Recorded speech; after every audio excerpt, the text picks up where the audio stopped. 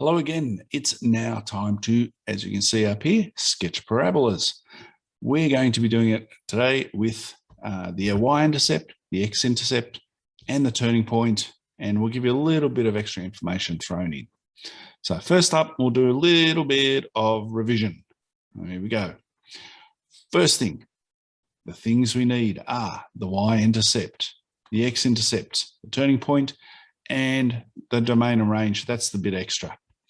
All right, y-intercept. Now you remember back to linear, y equals mx plus c, you get a straight line and it crosses the y-axis at one point. Well, the good news is with quadratics, it crosses at one point as well, the y-intercept. Now with linear, what was the y-intercept? Right, it was the c on the end, y equals mx plus c. Well, it's the constant on the end in linear. It is also the constant on the end when your equation is written in trinomial form. Let's have a look at one. There's the basic, ax squared plus bx plus c. And of course, the c, that was in linear too. That is our y-intercept. That's easy, isn't it? If the equation's already been factorized, all you have to do is expand it and you'll get the c there. Your y-intercept is just that number. Now it says plus c there, you just have to be careful. If in the equation it says minus c, then it is a negative y-intercept. Straightforward, isn't it? All right, second thing, the x-intercepts. Remember all that factorizing and solving you've been doing recently? Well, this is why I've been doing it. These solutions, when you factorize, they are the x-intercepts. All right, now quick revision. What's the first thing we look for when we're factorizing? Yep, here it comes. Highest common factor. Second thing, difference of two squares. Third thing, we're looking for monic trinomials. We do these in order. We don't have to do them, but we look for them in order. Makes things easier. Starts from easiest to hardest. Fourth thing, non-monic trinomials. Fifth thing, completing the square. And if that doesn't work, we have one more. It's the quadratic formula. All right. I'm not going to use this video to go through these. There's plenty of other videos around, including on Marby Maths, where you can go through these one by one and see how to do them. Today is about applying all those things. All right. Third thing we need to look for is the turning point. Okay. Now, turning point, we've got a few ways we can find. That's where the parabola goes back on itself. Okay, easiest way is using the midway point of the x-intercepts. So we have our two x-intercepts, and the middle of that point is going to be the line. It's called a line of symmetry. Just like we have this line of symmetry, if you remember, if we have our two hands, down the middle is a line of symmetry, an imaginary line, that goes through the turning point. That has an equation. We find that equation, that'll be something like x equals 3, and we substitute that back into our equation to get our y coordinate. All right, next way we can do it is by completing the square. That will give you your x value and your y value together. No more substitution, gives it to you. The third way you can do it is by using this little beauty. Now it looks similar to part of the quadratic equation because it is. It gives you the x coordinate of the turning point. Then you substitute that back in to get the y value. We'll do examples of all these in a minute. Don't stress. Now, domain and range. You might have heard of them, but not necessarily know what they are. The domain is any value that the x's can take in the graph. Now, in a quadratic, so long as you've got a normal upright or inverted parabola, the domain is going to be, as it says down here, real, any real number. That will always be the case so long as the parabola is a maximum or a minimum parabola. The range, however, now if that's all the x values, the range is, of course, all the y values. So here's an example down here. The range, for example, is y is less than or equal to 8. That means the parabola comes down to 8. less than. Parabola goes up to 8 and then comes back down the other side. Okay, much easier to picture it than it is to explain it. It means 8 is your maximum value on your parabola and all the values of y are below that. Okay, let's do some examples. First one, it's in trinomial form. Excellent. Now, what were the three things we needed? The three main things we needed? Y-intercept, x-intercept, and turning point. Great, here they are. Now, y-intercept, that was the easy one. Where was that? That's on the end here. So our y-intercept is 0, 3. Now, I've written it in a coordinate form here, coordinate point form. Should always do that, by the way. Don't just write y equals 3. Y equals 3 is an equation. The y-intercept equals brackets 0, 3. Got that? Let's mark that on the graph. There it is, 1, 2, 3, bingo. X-intercepts. Now, what do we have to do for them? It was, what are we doing again? Factorising, aren't we? Okay, that's it. Now, how do we factorise? First thing, look for a highest common factor. Is there a common factor? Is x there, nothing there? No, there's no common factor. Second was difference of two squares. No, there's no differences, let alone two squares. There's only one square. Third thing, is it a monic trinomial? Yes, it is a monic trinomial. There's a 1, an imaginary 1, but there's a 1 out the front of the x squared, so it's monic. For that one, we had to find the two factors of 3 that will add to 4. So there's only 3 times 1 gets to 3, isn't there? So we'll put that there. Is 3 plus 1 4? Yes, it is. So short version, factorised becomes x plus 3, x plus 1. Our two factors go into the brackets. Now, the solutions. Null factor law, set that equal to 0. We get x equals -3 from that one, and x equals -1. Now, you remember what I told you up here to write it as a coordinate pair?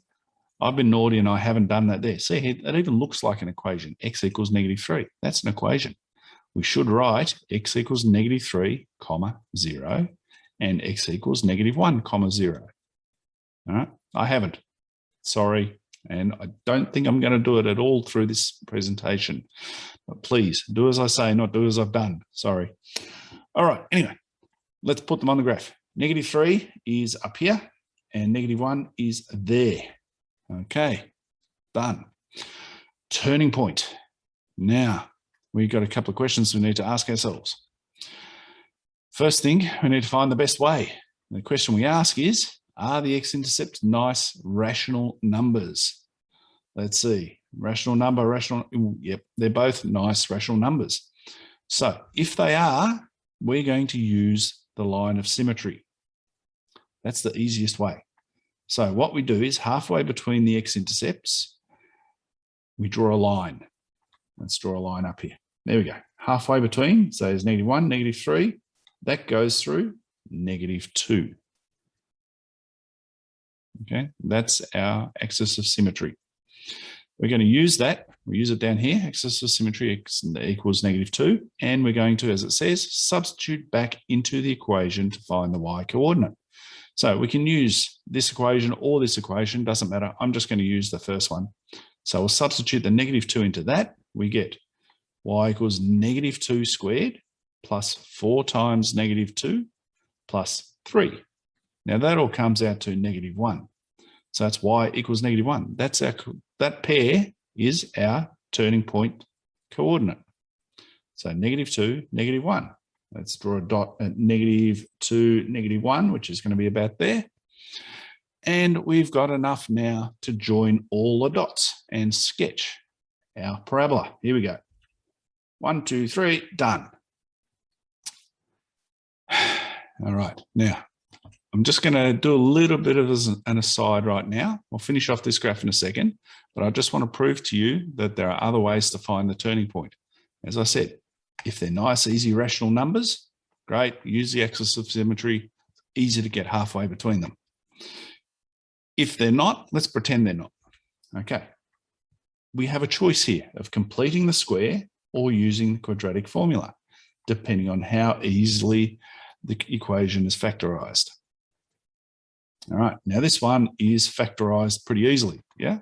So we can just use complete the square. I'll do this on this one. Okay, completing the square, we take the equation and we find half of the b term, or the b coefficient, sorry, and square it. So we add it in, then we take it away, if you remember completing the square, plus 3.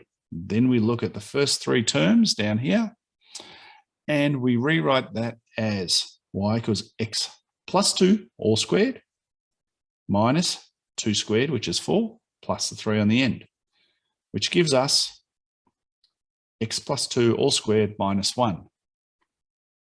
Now, you remember when we were solving up here? The solution is, if it's in brackets, the answer is the opposite. So if it's plus, it's minus. In this case, it's plus in the brackets. So our x coordinate, our x part of the turning point is going to be -2. And if it's outside the brackets, it's just what it is, which is -1. So -2, -1. Surprise, surprise, it is exactly the same as the turning point we found using the line of symmetry. Okay, now there's something else we need to do to the graph. Dot, dot, dot, dot. There's not many markings on there, are there? We better label the graph. Now, to label the graph, there you go. We need the y-intercept, the x-intercepts, the turning point, and we need the equation of the line. 4 things we need to label. Possibly 4. There's not always 2 x-intercepts, as we found. There is always a y-intercept. There is always a turning point, but there's not always 2 x-intercepts. Sometimes there's 1, sometimes there's none. All right. Now, I did mention, excuse me, the domain and the range on the front page. Now, again, you'll see the domain is all the x values. Now, with the parabola, yeah, it's going up pretty steep, but if this can go up and up and up and up and way off the page and miles into the air, it keeps going, doesn't it? So eventually, it will have a complete domain of all real numbers. The y values, the range, on the other hand, obviously the y's are anything above here, but they stop at -1, don't they? So the range is anything greater or equal to -1. Now, don't forget the equals part. So y is greater than or equal to -1. That's anything bigger than -1. All right, a couple more examples. This one, y-intercept. Where's the c on the end? Where's the constant? It's not there, is it? There's nothing there. What's nothing? 0. Yep. Y-intercept is 0, 0. So it's right there, right in the middle. Our x-intercepts, we factorize. So first thing we look for, highest common factor. Let's write it down here so we don't have to go up and down all the time. Is there a common factor there? Yep, definitely. There's an x. The highest common factor comes out the front. And what's left over goes in the brackets. So we have y is x out the front. X out of x squared leaves x. X out of -3x leaves -3. Brings back memories, doesn't it? So solutions, either 0 out the front, 0 times the brackets, or inside the brackets, it's the opposite. So it's going to be 3. Let's put them on the, see what I mean about the coordinate pairs? I didn't write them again. Back to school for me. 0 and 3. As we've already got a 0, so let's put one over here at 3. Turning point. All right. Now, are they nice rational numbers again? 0 and 3? Absolutely nice rational numbers. So, line of symmetry is going to go halfway between 0 and 3. What's halfway between 0 and 3? Yep, right in the middle, 1.5. There we go. So it's going to be x equals 1.5. Right, let's write that down, and we're going to substitute that back into the equation. So it becomes y equals 1.5 squared minus 3 times 1.5, which is negative 2.25. That's pretty nice. So our turning point is that and that. So it's 1.5, negative 2.25. So let's go 1.5. It's on that line. We don't have to go too far for that. And down 1 to 2.25 is going to be somewhere about there. There it is. Awesome. Now, what do we need to do? Label. Correct. And draw. Let's label it. Hey, look. Join the dots and label. Last two things. Domain was real, correct? There it is. And our range is going to be anything bigger than negative 2.25. So that looks like y is greater than negative 2.25. Job done. All right, let's do one last one, which is going to be slightly more difficult, I think. All righty, y-intercept. +4, that's easy. Thought it was more difficult. We'll see. 0, 4, 1, 2, 3, 4. Go up there. There it is. X-intercepts. Now, so we are going to, I've written yuck there. Let's see why. Is there a highest common factor? Well, could be. Take the negative out, then we bring it back to monic. So that's good. Then we get x squared plus x minus 4. Okay, we've got to get from minus 4, which is 1 and 4 and 2 and 2, back to positive 1. None of those factors go anywhere near 1. We're going to be in trouble. It's definitely not dots. Doesn't matter if it's monic or non-monic. 4 factors are not going to get anywhere near 1. So, yep. Let's use a quadratic formula. It's going to get pretty, it has the potential to get pretty ugly.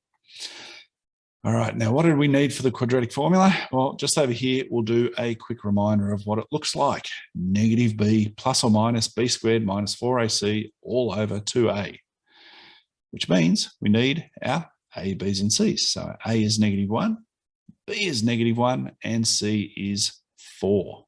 There we go. We'll just write it down here. Okay, now, first thing we needed to do is we need to see if that actually crosses the x-axis. So if there are any solutions, we use the discriminant for that, which is this part underneath the brackets, the b squared minus 4ac. So let's bring it over here. Discriminant delta equals b squared minus 4ac.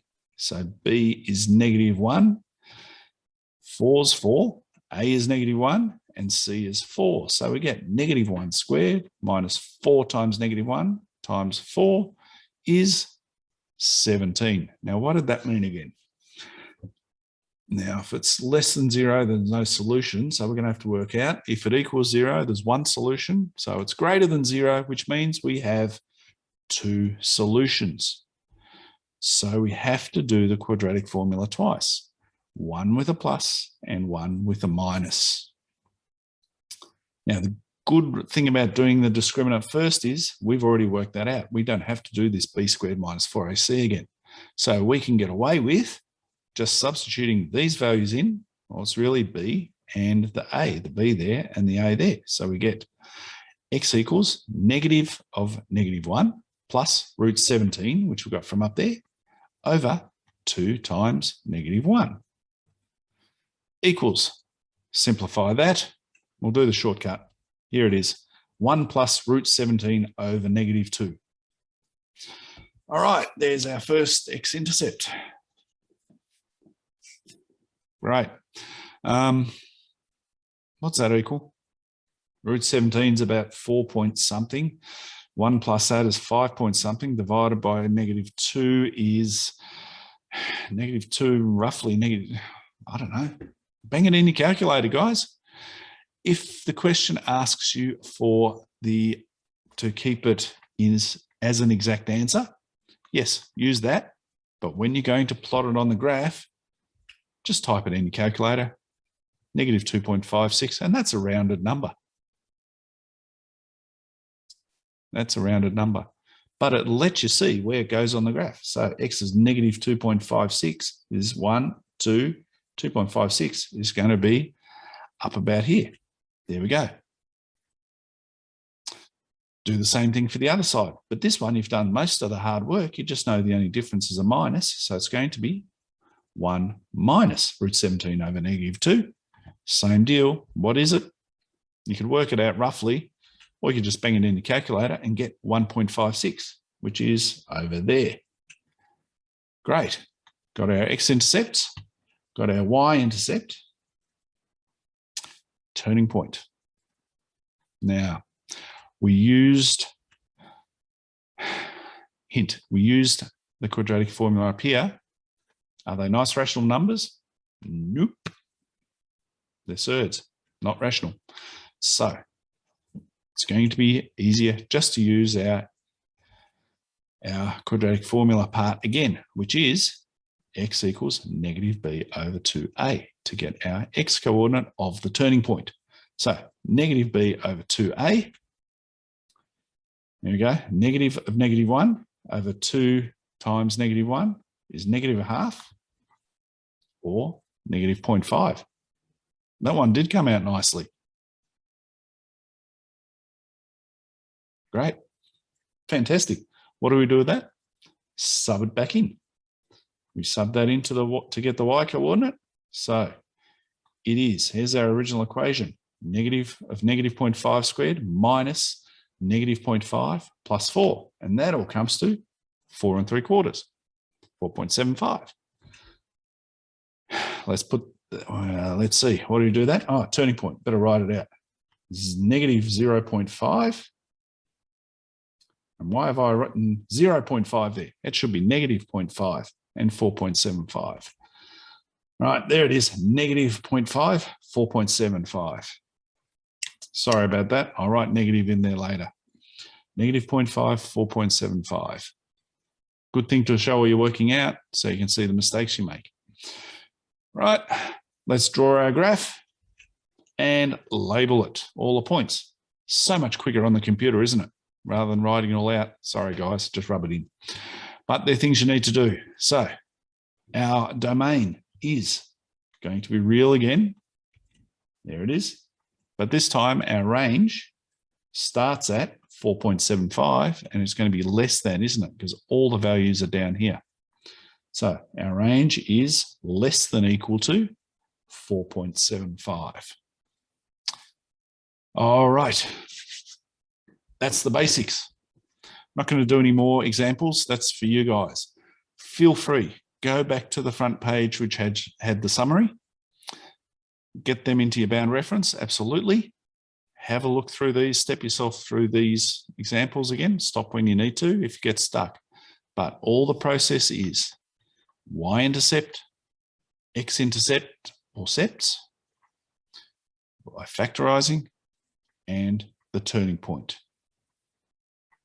Draw your graph, label it, done.